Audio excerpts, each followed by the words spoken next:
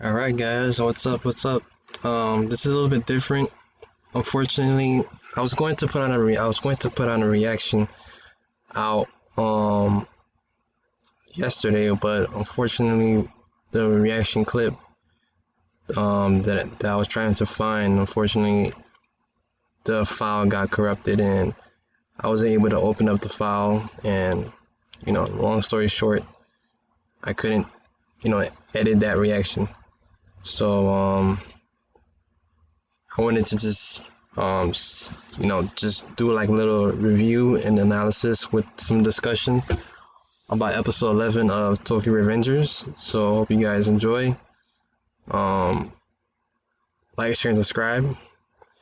So I'll do my best next time for when episode 12 come out. To give you guys push out that content for you. So yeah. So today's review. We're basically talking about Tokyo Revengers and pretty much how this episode was really crazy. Not only that, but it's just like a whole bunch of things were going on, and as you can see, you know, you see his friends saving, Takemichi and Draken, the ambulance coming in to save everybody else, you know, um, all that. You see, an interesting thing I wanted to point out was I was just curious about this specific scene where mostly where Hanama um was talking about, like, you're about to witness one of the most sinister Bakugan alliance in history, Valhalla, and then he said, "I'm Valhalla's first vice commander, Hanma Shuji." And then that's my question.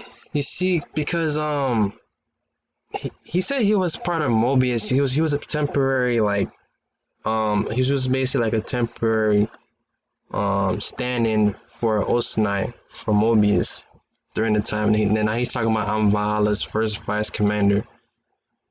So what I'm assuming is, like, does Mobius's name change to Valhalla, or does he, like, or was he already associated with another gang already, or is he starting up? Or he said, I'm Valhalla's first vice commander, or is he going to start up a new gang?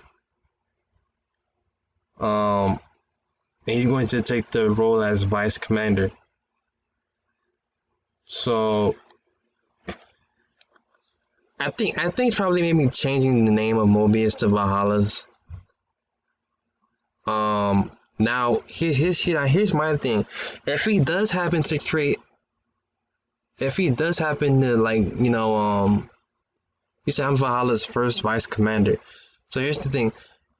If he does happen to start up a new gang, then maybe it'll be pretty tough, but I'm pretty sure he has people behind him. But it was never stated about, like, who was going to be the commander. So that's interesting. I have my side. I don't know. I feel like he may run across Kiseki in the future. I don't know when, but I feel like he may come across Kiseki. I was playing WoW later on, so this part really scared me the most. I was a little bit, spooked, because he was saying, because when that thing just hit zero, I was like, oh no, dang, they did it to Drake. Oh man, this man's gonna die. But obviously he wasn't going to die. But I just, like, this really just shocks me right here, talking about, like, just seeing the bars go hit zero, hit a flat line. So that really just that really wanted to grab the attention. Like, yeah, he's gone into cardiac arrest. That was unfortunate. That I'm not gonna lie. If he end up dying, that would have really, really, really affected Mikey. But also the fact that you, you can't really blame Takemichi, because he did everything he actually could to actually save Draken from, not dying or just prolonging, or delaying the inevitable at least, you know. And I gotta applaud the kid, man. He did everything he could in his strength. Mitsuya, everybody else. You can see the pain in like Mikey's face. Look at that. You can see the pain in Mikey's face. He's just smiling. Like anytime you see an anime character, just and especially in a serious situation like that, and they're smiling, he's trying to keep the composure. You know, like letting everybody know that everything's going to be okay. Drake is going to pull through, and we should be fine. But obviously, we know he's the one that's suffering the most. See, you see Mikey leaving right here. Like, as soon as he heard the news, like,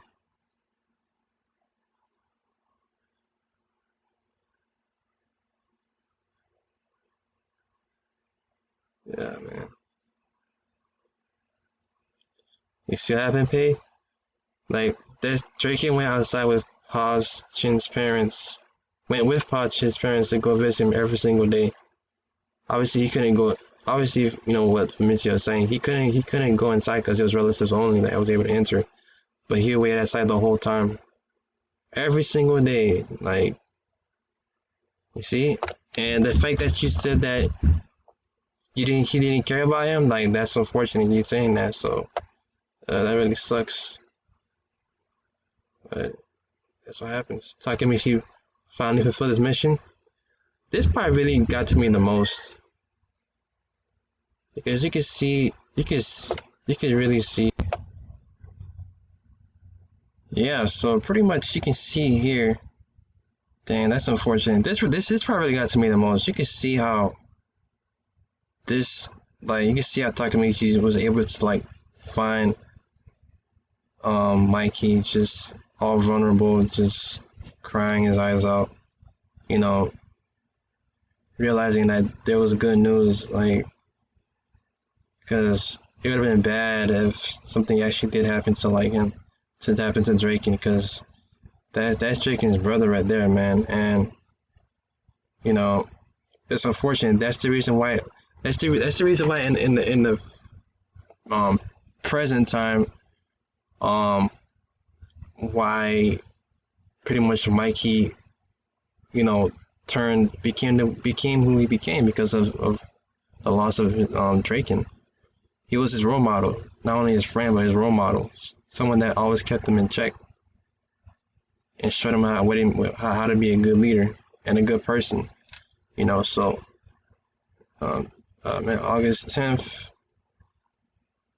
Look at Takemichi stunning over here. Like, look at this. Oh my gosh. This part, I like this part a lot. Right here, the jacket. That was Mikey's first division commander um Tolman jacket. You know, that's a very important jacket, and Mikey gave it to you. So that was pretty dope to see. Moving forward, why did Hama try to cause inner conflict with Tome within Toman? Why did he try to use Kiyomasu and his lackeys to kill him? Now things. I'm gonna pause right here because I'm gonna pause right here.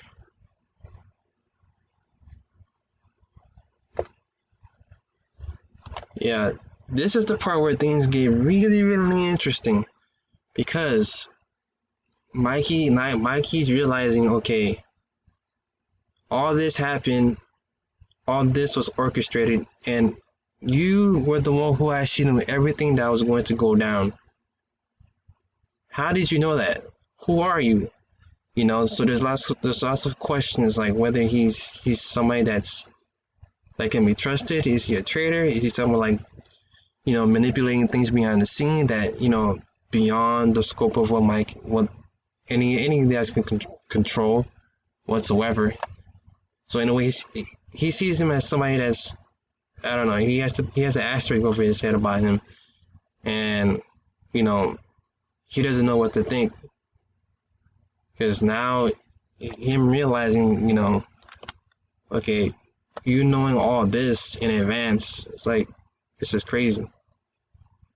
So, I reached, at least he tried to like, you know, move on and try to like change the subject, you know.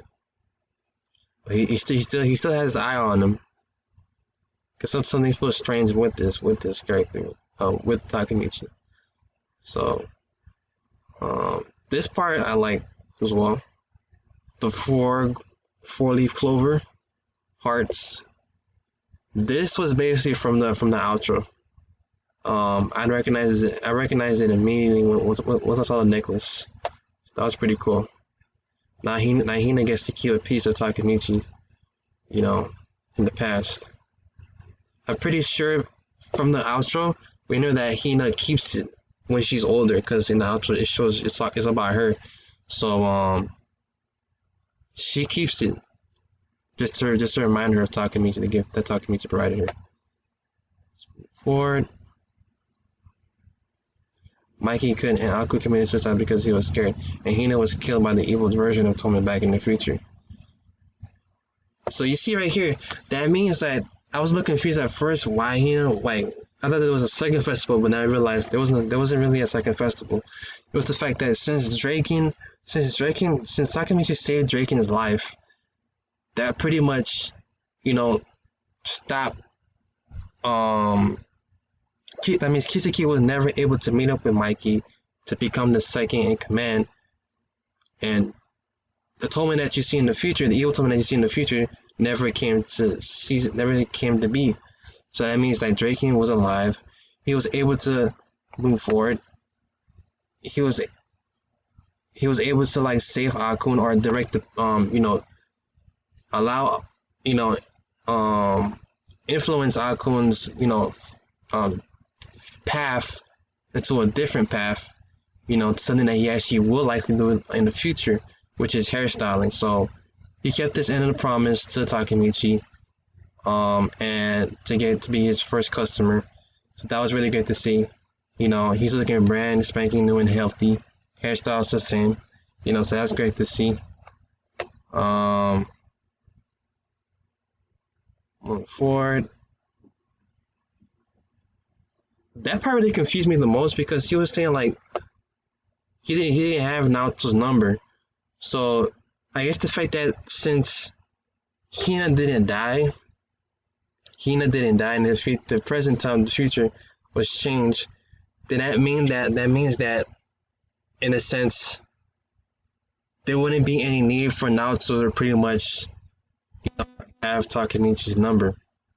So that was prior to the current time, because all the reason why Naoto actually came into contact with Takemichi was because he wanted to just, ask for his help, because he's the one that ended up saving his life. So that's the reason why he had his number.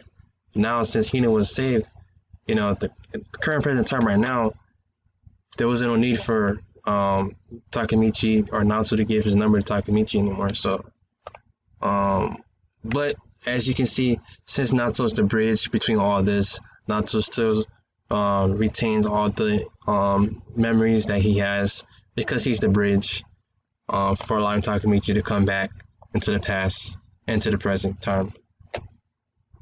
So, and Hina's saved as well, so that's great news. So that's awesome. Well, thank you guys for watching. Hope you guys enjoyed this analysis and discussion breakdown of episode 11. Apologize in advance if I was able to put like a reaction for you guys, but I'll do my best next time. But thank you guys for watching. Like, share, subscribe, hit that bell, stay up to date when there's more Tokyo Revengers and many more movie reactions, anime reactions, and much more coming to the channel. So hit that bell. So with that being said, guys, Kojo out.